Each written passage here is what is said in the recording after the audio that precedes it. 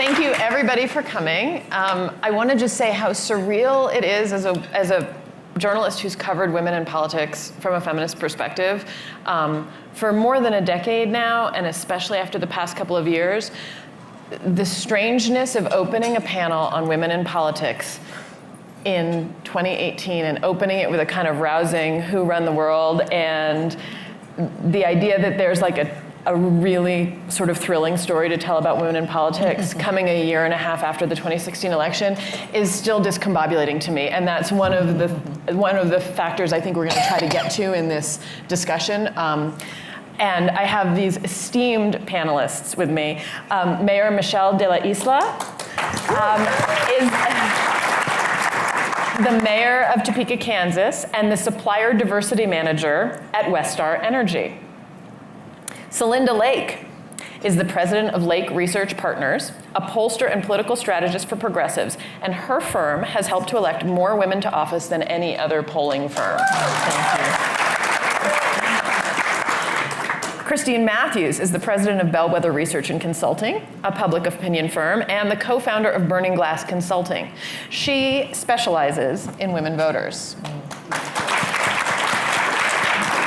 And to my far right, but to your far left, is Ashley Nickloes, who is the Republican candidate for the House of Representatives from Tennessee's 2nd District. She is a veteran and a combat aviator. She has just returned from the Middle East. She is the only female pilot in her squadron.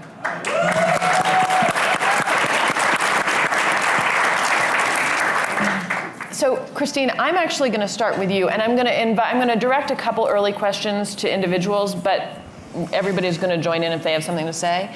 But I want to ask you a sort of big picture question about what are the patterns we're seeing? Perhaps everybody in this room has read about a rush of women into elected politics, into electoral competition. Can you talk to us a little bit about what that wave means in terms of size, compare it to other historic moments for women entering politics? Sure. So there is, a record number of women candidates running this year. So far, as of June 18th, 468 women have filed as candidates for the U.S. House, and the record is 298. So it is record-breaking.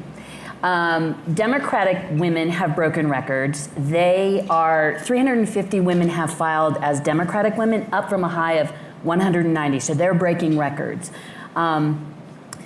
The story is probably much more women running on the Democratic side. There's also 128 women running as Republicans. So if you look at it another way, and one of the great resources, if you don't know about it, is the Center for American Women in Politics out of Rutgers. And I'm one of the analysts on a program that they're doing called Gender Watch 2018. They're on all the social channels, and they have all these kinds of great statistics. So if you want to keep up with it in real time, Gender Watch 2018 and Center for American Women in Politics. So basically, 41% of Democratic nominees, 8% of Republican nominees to the House are women. And what we're seeing is tremendous enthusiasm, particularly on the Democratic side, for Democratic women candidates. They're winning their primaries at twice the rate of Republican women. And that is true this year, but it's also been true in the past. And if you look at the historic trends, Democratic women have always had much higher success rates in their primaries than Republican women. One of the things that may have to do with is the fact that Democratic women, Democratic primary voters, think it's very, very important to elect women candidates, whereas Republican women don't say that. So for example, I think this was the CBS News poll, 84% of Democratic women said electing more women will make our country better. 19% of Republican women said the same. Big difference in terms of the value and importance on electing women candidates. In terms of what's motivating this surge of women candidates, I think we all can talk about it, but just really quickly, I think it's a variety of factors. Certainly, I think the election of Donald Trump in 2016, we saw the Women's March and a lot of energy come out of that. So there was a reaction to his election as president, number one. There was also sort of a belief that if someone like Donald Trump could run and win, maybe I could too. I think the other thing that's really been important, particularly for Democratic women though, is healthcare. And a couple of things. There was, if you guys remember, about this time last year, Republicans in the Senate set up a working committee, senators on healthcare, to try and figure out the Republican version once they repealed the Affordable Care Act. 13 men, 0 women were on that panel. And if you look at it, it sort of felt very Anita Hill-ish. You know, I think we're going to go back to 1992 and talk about maybe that original sort of Me Too moment. So there's that, but also just, 13 men working on healthcare, no women. That's a terrible visual. And several of the Democratic women candidates that I've talked to or read about say that basically the moment that the House decided to vote against, to repeal the Affordable Care Act with no replacement, that's what motivated them. So I think there's a variety of reasons for the wave of women candidates, and I think we can all talk about some more. Well, as long as we do have 2 actual candidate politicians on stage, I want to ask you each individually, and Mayor de la Isla, tell me, you were deputy mayor in 2016, and you've been on the city council since 2013, is that right? What prompted you to run for mayor when you did?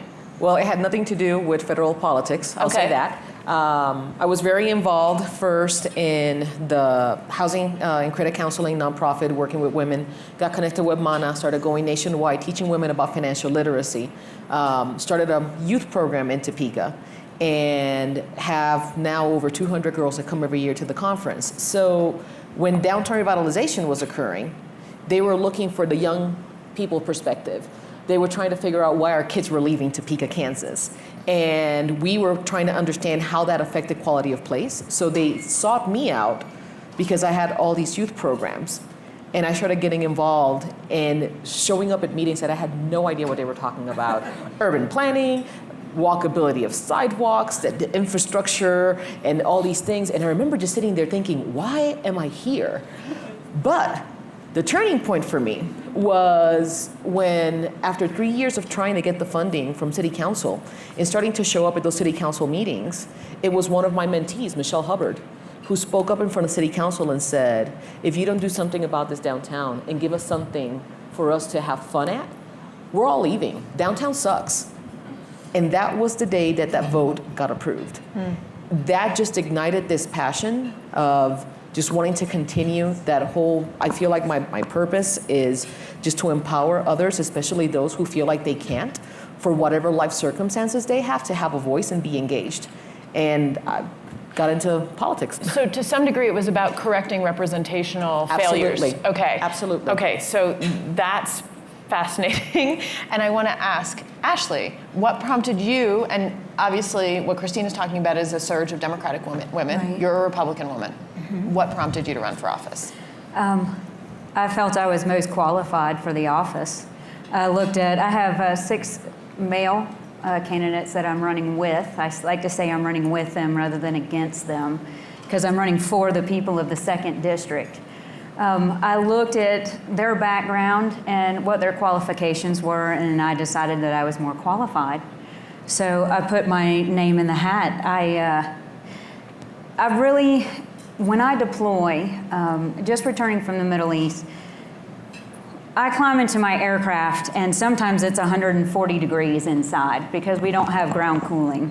And that's only because the temperature gauge pegs at 140. So we're sitting there for an hour and a half, sometimes doing our pre-flight, getting ready for our mission. And you're sweating, which is a great weight loss technique, I'll tell you. And you're sweating and you really have to decide, why am I doing this? And really what it boils down to is because I believe in the greater good. I believe in what we're doing. I believe in what our nation stands for. And I believe in going out there every day because it's a privilege for me to serve. I feel like a lot of our politicians have forgotten that greater good, and they are no longer our voice. And so I wanted to take that greater good to Congress, and I became very convicted of it. So the idea of bringing our voice back to Congress and the fact that I felt I was the most qualified. Has a woman ever held the seat that you're running for before? So the seat has always been held by a white Republican male, except for when Howard Baker Sr. died in office, his wife held it until the next election. Widow's mandate. So since then, it's been in the same hands, actually, of the same family, the Duncan family, for over 54 years. But, my view over Afghanistan, Iraq, and Syria is much different than the view from Washington. And I think our politicians have forgotten what that view is. So in a sense, you're also running as a representational correction, or that's part, the idea that your view isn't represented by within the governing body. Yeah, and I would say my idea of coming forward is more from the military sense rather than being a woman. Because I've always just tried to prove my way as just being the best qualified. Being the only female in my squadron, it's just, I'm one of the guys. So it's more of the military perspective and making sure that we're represented in Congress. I'm going to come back to you specifically about the fact that the seat that you're running for has always been held in the same family, but I want to go back to the broader picture and go to you, Celinda, and talk about some of the resonance with 1992. So for those of you who may not remember or don't know, in the fall of 1991, when Clarence Thomas was nominated to the Supreme Court, and Anita Hill testified that he had sexually harassed her when they worked together at the EEOC, she was grilled and treated very, very badly by the Senate Judiciary Committee when she was making her claims. That Senate Judiciary Committee, which was headed up by Joe Biden, was all white and all male. And the nation watched these hearings, and there was so much fury. This is one way of telling the story. There was so much fury at watching the treatment of Anita Hill, who was an African-American woman, and having her story dismissed, mocked by this all-white, all-male panel that was going to decide the future of the Supreme Court, and that did so in part by humiliating and delegitimizing this black woman and her experiences. This produced such fury in women that many of them ran for office in 1992. There were other factors. There were many empty seats in 1992. There had been a banking scandal, and a lot of sitting lawmakers had stepped down. So there were empty seats to fight for. But women ran in unprecedented numbers. And these numbers are kind of horrifying in retrospect in how small they are and what a massive difference they made. 4 women were elected to the Senate in 1992. Among them, the very first African-American woman ever elected to the United States Senate in 1992. One woman, 1992, one black woman. You want to know when the next black woman was elected to the Senate? The second black woman elected to the US Senate? 2016, Kamala Harris. So, 23 women were elected to the House. These were record numbers, more women in that year than in any decade preceding. And one of the motivating factors there was this anger, resistance, a determination to change the representative structure, the powers, change the face of power. And I want to talk to you a little bit about how this period resembles and differs from 1992. So I think there are a lot of parallels, and actually we were Carol Moseley Brown's pollsters, so the first African-American. Yes, that was the first African-American woman elected to the Senate. But a couple of the differences. First of all, women represented change. There was in 1992 a great mood for change, and not just change in terms of women, although you're right about the Anita Hill, change period. I mean, Bill Clinton was a change-oriented election. Donald Trump was a change-oriented election. It's hard to believe, but, if you're a Democrat, it's hard to believe, but Donald Trump won the election on character. 39% of the voters said the number one character trait they wanted was change, and 80% of those voters voted for Donald Trump. And change be caring about someone like me, being qualified, and being honest. People ready to change ahead of that. So women really represent change now. And it's kind of interesting because we also did work in Arizona when Arizona elected an all-women ticket with Janet Napolitano at the head of the ticket. And we went in there all bushy, bright-eyed and bushy-tailed because we were going to go find out why Arizona, of all places, wanted to elect all these women. and we had to discontinue the project because after the first night of focus groups, the voters go, oh, hell, we didn't mean to do that. We were just giving a finger to the system. We didn't think they'd all win. We had no intention of doing that. Now Michigan actually is likely to have an all-woman ticket on the Democratic side, so it'll be interesting to see if they will elect them and mean it this time. But I think voters really, really frustrated, really wanting change. The second thing I think is that, and this is different than 1992, although 1992 was certainly, there was a coming of age of women's contributions and contribution to women candidates, and Emily's this was really starting to emerge then on the Democratic side, and wish list on the Republican side, a pro-choice women's list. But I think it was a real breakthrough when Hillary Clinton got half of her contributions, not half of her money, but still over half of her contributions from women. And these women do rely more on women for their contributions. And as Gloria Steinem said, let's not be remembered, if we died tomorrow, let's not be remembered for the biggest check we ever wrote was for a pair of shoes. Write a check for a candidate. And so there's really a coming of age here of political giving, because women have had a coming of age in terms of economic clout. We now often, almost half of families, the woman is the lead breadwinner, and you talked about this in your book. But we don't tend to spend as much money politically as men do, and that's changing. I think the healthcare issue is a very, very big issue. It's not just that women are running, but we have, for example, a record number of women doctors running. And it's interesting actually to see you, because it's hard enough to be a pioneer in the military and then go be a pioneer in politics too. Like, how many different hats do you have to wear? And I think a lot of these women doctors feel the same way. How many hats do I need to wear? But when they hear people talking so ignorantly about healthcare, like one of the candidates who we're working for, a pediatrician, a woman out of Afghanistan, pediatrician in the United States, author of children's books about women heroes, and she was she jumped into office when a male in this case a Republican man, but it could have been frankly a Democratic man, said, well, we don't need gun control because you could just deal with gunshot wounds by CPR. And she said, with this level of ignorance on every level, I got to run for office. We need a woman doctor in the house. So I do think that there is a level of frustration that women just feel. And then the last thing I would say is our politics has gotten so divisive.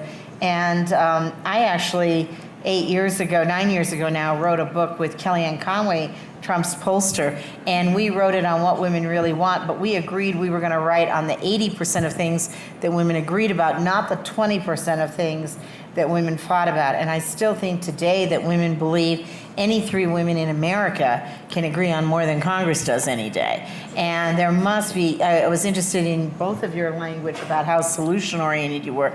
Like, let's get some things done. Let's get some people to come together. And you're really seeing a surge of women run at the local level, too, because women just feel like we've got to move some things forward. We've got to get some things done in our communities. So those forces, it's like 1992 on steroids now. Right. Following up on the dismay at discovering that the Arizona voters just wanted to give the finger and change something, do you think that that's a dynamic that is in play in some of these primaries? What's been happening in the primaries, as Christine mentioned, is really remarkable. Women are, and again, this is mostly Democratic side women, and I think the numbers, this is from late May, women were 43% of all Democratic nominees coming out of the primaries that had taken place up until late May. That is an extraordinary number. There are more than half of the non-incumbent nominees at that point. So women are winning primaries, and not only that, I've been watching districts where there are multiple women on the ticket, and voters have been concerned, like, oh no, we're gonna split the votes between women. No, the women wind up 1 and 2, and the guys at the bottom. Is that impulse, the just give the finger, and we should also talk a little bit about Me Too and the climate in which sexual harassment is being talked about more, and anger at male power abuse is being considered more, and this is something I've written about. Is there an impulse, a kind of give the finger impulse, like, these guys have screwed it up, we gotta get anything different in here, that's motivating voters at this point, have you found? Definitely. The statistic that I would give you that's even more dramatic, because women don't run in every Democratic primary, unfortunately. But in the races that have had a woman run, 54 of the winners have been women, 19 of the winners have been men in districts that have had a woman run. So it's really even a higher number because women haven't run everywhere. Part of that is, though, and Chris alluded to this, 59% of Democratic primary voters are female. Only 45% of Republican primary voters are female.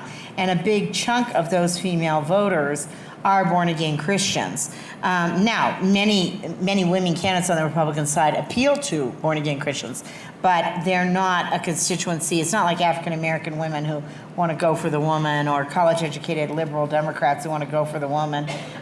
It's more tempered than that. So I don't think it's so much a finger to the system. I think that voters, well, if all of us up here had a nickel for every time we've heard, well, I'd vote for a woman if she were qualified, which gotta love, because the men are doing such a great job. They're questioning our qualifications. And I thought it was interesting, actually, you start out right away saying I'm the most qualified, to establish that no guy has to start out saying I'm the most qualified. They're just assumed to be qualified. But I think actually voters are voting for change, and they are voting for the people who can get things done. I think it's less quixotic, because I think actually our atmosphere right now is so quixotic, so chaotic, that I think voters at the state and local level are actually thinking, really, we got to get some things kind of stabilized, some things a little quieter. Let's get some things done. Let's not just be at each other's throats. So I think it's less of a quixotic vote and more of a let's get things done kind of vote. And I think it's kind of also career politician. Yes. That's a big part of, let's really get change and get the career politicians out so that we can have a new voice. Yeah. I want to actually ask you, now I'm going to turn back to that question about the family having been in power. I noticed on your website that one of your promises, and something that you've said, is I'm going to go to the House of Representatives. I promise I'm going to go to the House of Representatives, serve my term, and then I'm going to leave, just as the founders intended. And one of the reasons I noticed this is because though you are running on the right, I heard the exact same sentiment from a woman running a left campaign, actually trying to unseat an incumbent Democrat in Illinois. Her name was Marie Newman. She ran what turned out to be a very, very close race against an incumbent House member named Dan Lipinski, and his seat had been in his family for more than 23 years, I can't remember. And she compared it to kind of a monarchy, as you just did on stage. And she also said to me, the founders intended the House of Representatives to be a body where people would come from all over the country, representing their different interests, professions, status, serve, and then go home. And Absolutely. To hear that from both sides of the ideological spectrum prompts two questions in me. One, is this, and I like that you're using the founder's vision as the argument for this. Is that designed to be a rebuke for this kind of grip on power that these guys, many of them white men, have had for generations? Well, I think it's a way to fundamentally change the way what Washington has evolved into, because we've moved away from our founding fathers' vision. Especially in the House of Representatives, where it's 2-year terms, rather than in the Senate, where it's 6-year terms. We were supposed to come and be of the people, for the people. I've got 4 kids at home. I don't need to stay up there for 20 years, I want to go up there and get the mission done. Now, introducing term limits as a bill, that's something I think, many have tried, but I think they forget or they lose the real side of it. I want to make it my mission when I'm up there, and I will follow it until it is completed. And that's how we really change, and that's how we make sure that our voices are heard. Because you can't have the same people up there continuously making the broken decisions. Also, comparatively speaking, you say term limits, and the idea of it is coming from the left and the right. We also see a lot of agreement among veterans. There's a group with Honor that has really tried to pick out different veterans that can work together, because they know that when we serve right alongside each other. No matter what our background is, we're there to get the job done. And so I think we find a lot of commonplace among veterans, just as we do. There are many unifying issues. We just have to make sure to stop staying in our corners and acting like children, and really work together to help the American agenda move forward, not just our separate agendas. I will also comment, and it's in no way a critique of this sentiment, because I'm in line with this sentiment, but I do notice that it's women who say, I don't want to have the power for 20 years. And it's guys who say, no, I would like to have the power for 20 years. So Or guys that say, I'll be there for 20 years, and then I'll run for president because I see a president there. Right, exactly. Right. To see a president before they start their 20 years. Mayor de la Isla, I want to talk to you specifically about the job of mayor. As we've been hearing, this entry of so many women into electoral politics is happening in all levels, federal races, local races. And I know lots of activists who are particularly interested in mayors, in women mayors and mayors who are women of color. And there have been a number of women of color mayors elected in the past couple of years. There's Vi Lyles in Charlotte, Takesha James in Bladensburg, Maryland, Yvonne Spicer in Framingham, Massachusetts, Muriel Bowser in Washington, D.C., and Keisha Lance Bottoms in Atlanta. You're into And New Orleans and San Francisco. Yeah, there are many more. I didn't read them all, but but I also know the mayoral office is an executive position, and I know a couple of activists who have said to me, women presidents are going to be made in mayor's offices around the country. You don't have to run for president right now. Hold your horses. But I'm curious about the nature of that particular job and how you see it within the context of a larger political career. Wow. So first of all, for me to start talking about how to see it in the perspective of a different political career or aspirations of anything bigger, I don't see it that way. My focus is just right now, how do I help Topeka become the best Topeka that it can possibly be? Right. And that's my only concern. Right. But the way that it operates is, very similar to the federal level. As the mayor, you are running the meetings. In my case, I have a vote and I have the veto power. But in reality, you have the council members working and representing each of their districts. And everybody has a very different perspective. On top of that, to make the mix a little bit more spicy, you have a city manager that is managing the staff. So working with the private sector, working with the community, and getting that whole message unified across to ensure that the citizens are getting the best that we can possibly provide them by bringing out the best talent and the best that each council member has to offer is a trick of herding cats. But that's leadership building. And I think, helping to identify individuals that you can empower is part of the solution. And I feel that in Washington, they get so worried about creating their own little kingdoms that they don't help identify other figures that they can help along the way.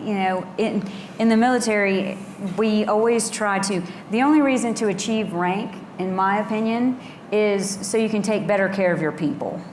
And you help empower those below you, because you're going to move out or you're going to move up. And who you leave behind is a direct reflection of who you were as a leader. So that vacuum, I think, has been created in Washington, and what you are doing on the local level is empowering others in leadership positions to move up. Absolutely, and I think that the reason that so many people are interested in what mayors are doing is the mayor and the city council level have the capacity of touching people. I mean, one of my favorite things to do is take a lunch break and go to a neighborhood, or take a lunch break and go to a Topeka Housing Authority residence and talk to people, have activities with people, empower people to vote, to feel like they have access to their local government, because what we're seeing is that at the national level, there is no trust. People are not voting. So as mayors and council members, we have the power to engage our citizenry to understand that they do have power, that their vote really does matter, that it is representative. And then that way, hopefully, my desire is to have into peak record turnouts of voting, because we're having that constant contact with people, and hopefully that starts changing the point of view of my vote doesn't matter, it's not important, and we start seeing some change. But I think that that's what's exciting about the mayor position and the city council position. You have access one-on-one to people. You have a platform. You are, that's where real politics are happening. Not that, Congress is not real politics, but it's wonderful because you have that opportunity to really influence and support and represent your constituency and empower them to vote and make a difference. One thing, Rebecca, and here's your next book, Women in Executive Leadership, because I think, as I'm just listening here and I'm really struck by it, voters are very hesitant to put women into solo leadership positions. They think they're much better at collective leadership. And what I'm hearing here that is just brilliant is a redefinition of what we mean by executive leadership, where you're bringing in the grassroots up rather than yelling from the top down. And I think a lot of solo leaders, a lot of male in both parties are too top down and not grassroots up enough. And the mayors as opposed tend to be more grassroots, but it's also very clear in the articulation here that women who are in executive leadership positions now have a very different definition of what that is. And they have a 21st century definition that could really take us someplace. So speaking of grassroots up, I want to talk to you, Christine, about some of what you're seeing amongst voters right now regarding their attitudes about the women candidates, regarding their attitudes about party, and whether you're seeing an activation. We know that alongside this move of women into races, we have also seen an a civic engagement from women, from the Women's March, the protests against the travel ban, the healthcare protests that we were talking about, the work in Indivisible and on local and state elections. Do you predict that this is going to shift voting patterns? Are you going to see more engaged women voters moving into 2018 than we have in 2016 and 2014? I think that may be true. It's weird to sort of say that the activists of 2018 and even 2017 are sort of, somebody said middle-aged librarian women or something. So in my state where I live, Virginia, in 2017, there was a very strong response to what was happening on the national level, particularly, I think, the Republican Congress and Donald Trump. And largely what was happening there were these pop-up groups, and Liberal Women of Chesterfield County, for example. That is a county around Richmond, and they helped to elect 2 women delegates in districts that went from red to blue. And they, as Tom Perello said, he said that these groups really punch above their weight and are becoming more important than party structures and other things. And we saw it in the special election in Georgia that Karen Handel ultimately won, but I think it was, again, Liberal Women of Macon County. And so there's a ton of these. What was the other one? There's the strikers, too. The teacher strikers Right. are engaged. I mean, in West Virginia, in Oklahoma, in Arizona. I think what we're seeing, the activism is around women who had not previously been all that politically active, but they woke up and they said, I need to do something. And whether that's starting a pop-up group like Liberal Women of Chesterfield County, whether that is, getting involved in attending city council meetings, whatever it is, or writing postcards, women who previously have not been involved said, I have to do something. That's one group that's particularly activated. The other group that's particularly activated that I'm really interested in is young people. And I talked about this on the panel that Celinda and I were on yesterday. These, the Parkland students out of Marjorie Stoneham Douglas High School are going around the country, and they're going to 20 states, 50 cities, and their goal is to register 4 million voters who are turning 18. My daughter happens to be in this category. So I think there's a lot of activism there. That's where I'm seeing activism. The thing that I'm finding challenging for Republican women So, for example, Martha Roby is an incumbent in Alabama, and she initially criticized Donald Trump over the Access Hollywood comments. So now she's forced into a runoff. And now Trump, somehow they've worked it out, and Trump has come out and endorsed her. But I feel like, in particular, Republican women get punished in primaries for different reasons if they go off the reservation. But I feel like it's challenging, and I don't know if you feel this way, Ashley, that on the Democratic side, women candidates are talking about health care and gun control and things that, the Democratic primary voters are interested in. The only thing Republican primary voters are interested in right now is, are you with Trump? And that's absolutely true, and I'm sure you're finding that. So how do you, can I ask her this? Yeah, of course. How do you deal with that? Because I feel like that's the disconnect, to be a Republican woman candidate and to have to declare your loyalty to Trump, that must be challenging. That's my opinion, but. I really try to focus on the issues. The important issues. I think we get so distracted at times by all of this rather than focusing on the issues. And that's what I try to make sure to keep in mind and to move forward with, because that's yet another way to divide us. Mm-hmm. But isn't all of this what you're going to enter into? Yes. I mean, if you're going to the House, this will be the issue. And I've had to deal with that since I was little. People would ask, "What do you want to do when you grow up, Ashley?" I would say, "I want to work for the airlines," because I thought that was really the only way to fly. My dad was a commercial pilot, and they'd say, "Oh, you want to be a flight attendant?" I'm like, "No." "Oh, you want to be a ticket agent?" "No." "Well, Ashley, you don't want to throw bags, do you?" And I said, "No, I'm going to be a pilot."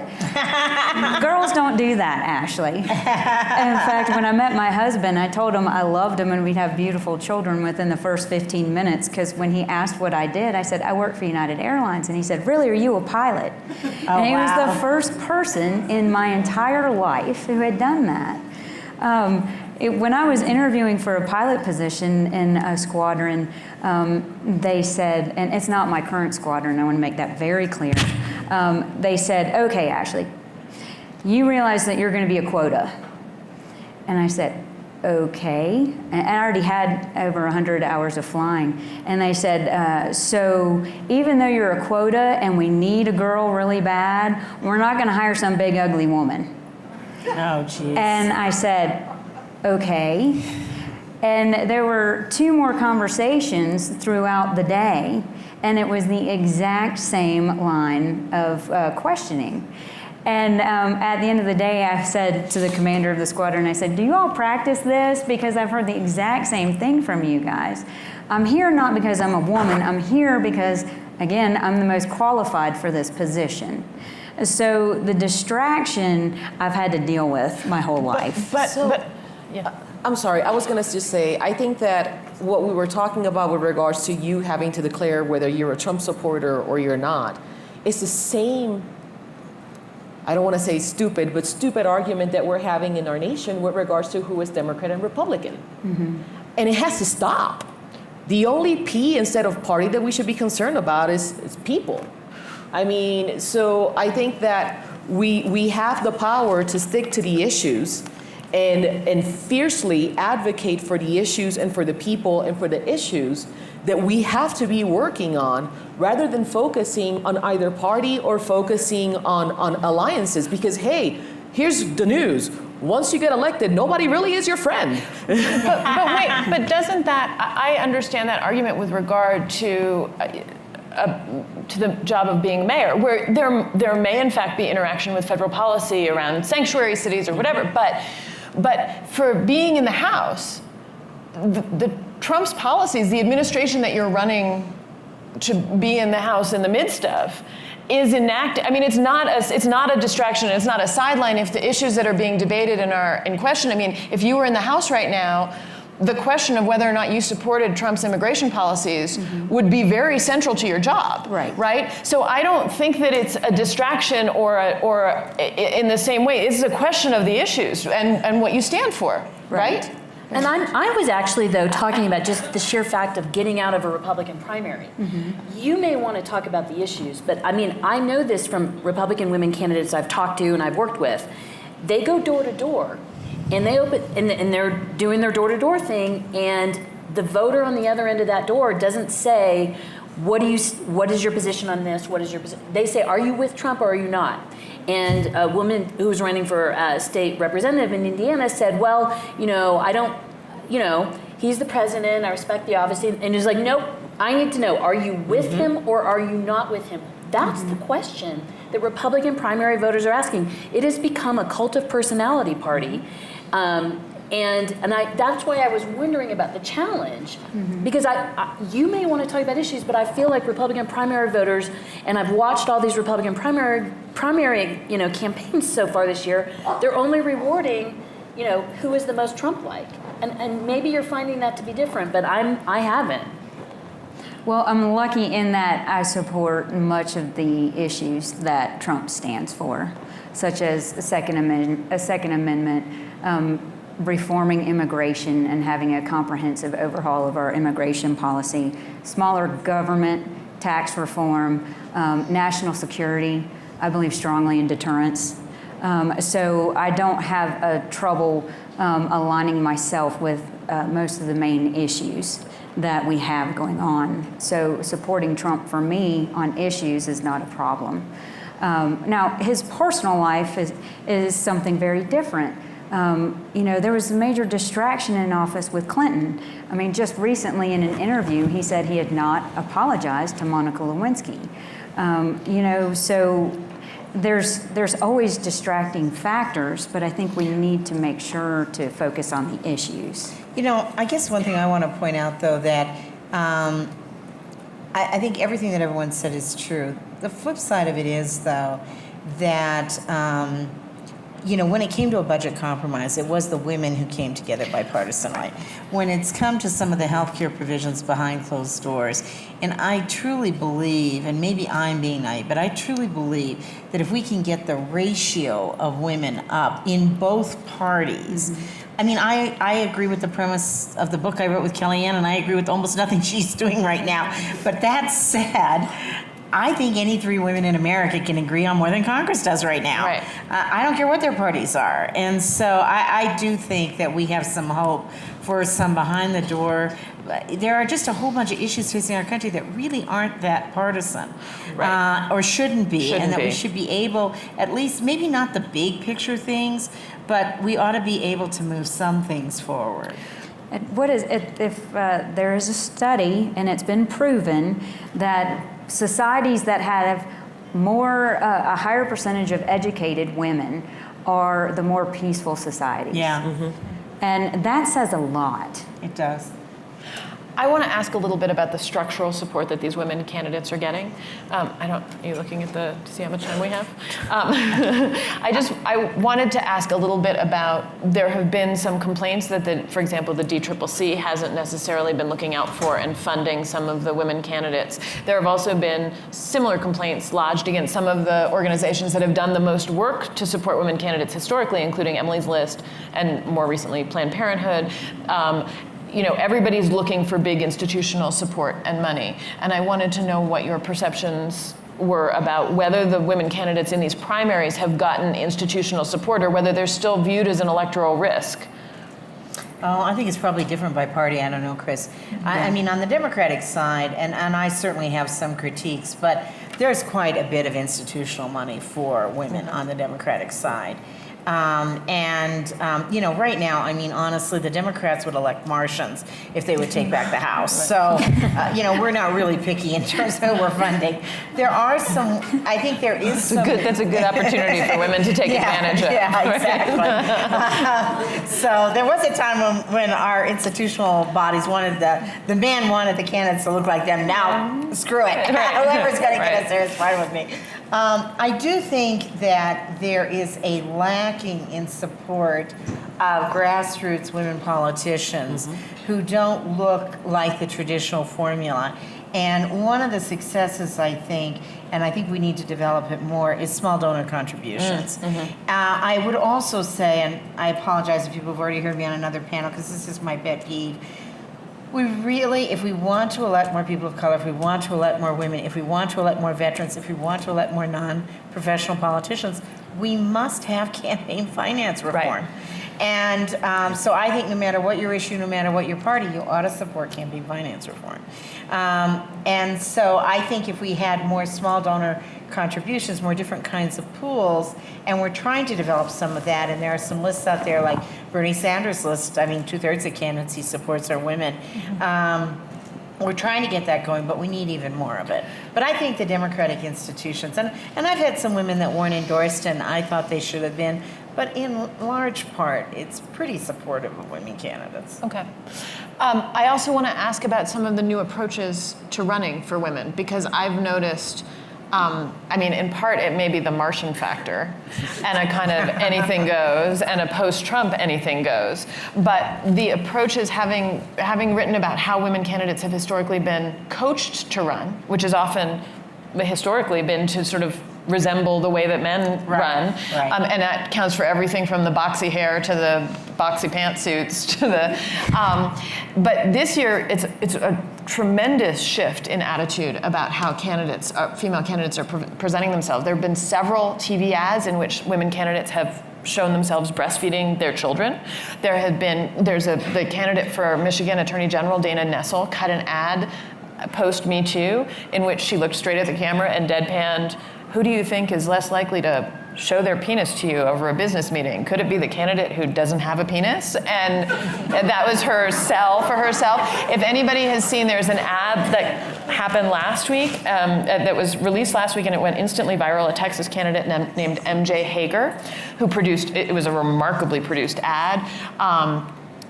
She too was a pilot, and it talked about domestic abuse in her home, the challenges she'd had becoming a pilot, the kind of barriers that have been put up in front of her, sexual assault. It was and You need to watch the ad. You need to watch the ad. It is a remarkable political ad.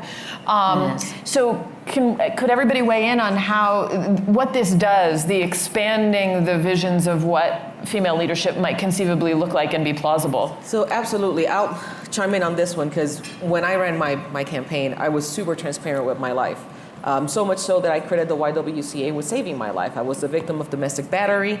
I'm a single mom. I have a son with severe persistent mental illness. I have 2 girls at home. And one of the questions, and actually it was kind of interesting, I was being attacked by my opponents, saying, how can she do it? Oh, she also has a job. How is she going to be able to be the mayor? I love the men in the crowd, but it's a question that men would not be asked.